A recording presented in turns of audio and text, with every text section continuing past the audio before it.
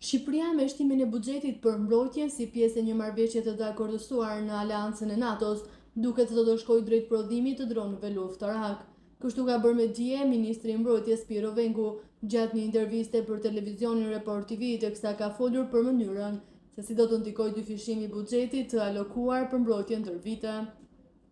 Sipas Vengut, Shqipëria ka potencialin për të prodhuar armatime dhe janë hapur 9 negociata ku vetëm 2 prej tyre janë përfunduar.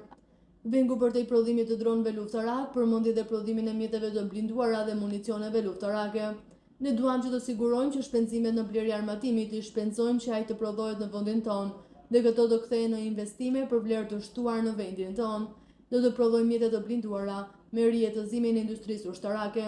Kemi 9 negociata në proces, 2 të përfunduara me sukses sa i përket mjeteve ushtarake, ka reflektuar Vengu lidhur me zhvillimet. Ai po ashtu tha se ka për të ndjekur një negociatë të përmbyllur për uniformat. Kemi negociata në proces për municionet e kalibrit të vogël dhe të mesëm. Po ashtu jemi në negociata me prodhimin e dronëve luftarak në Shqipëri. Kemi negociata me vende si Izraeli, Turqia dhe Emiratet e Bashkuara Arabe, ka shtuar Vengu.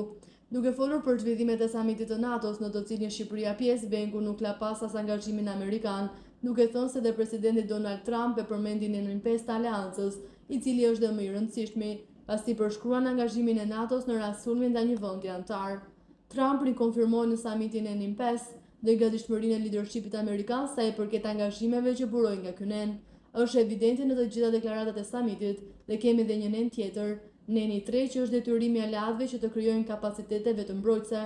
Ka qenë ky argumenti i palës amerikane për rritjen e buxhetit të mbrojtjes dhe sigurisë me 5%, pati një vendimarrje unanime nga të gjithë aleatët, ka shpjeguar ai, ndërsa siguroi se në mbështetjet e emergjencave civile do të ketë edhe avion të cilët do të bëjnë të mundur përballëzimin e zjarreve në vend.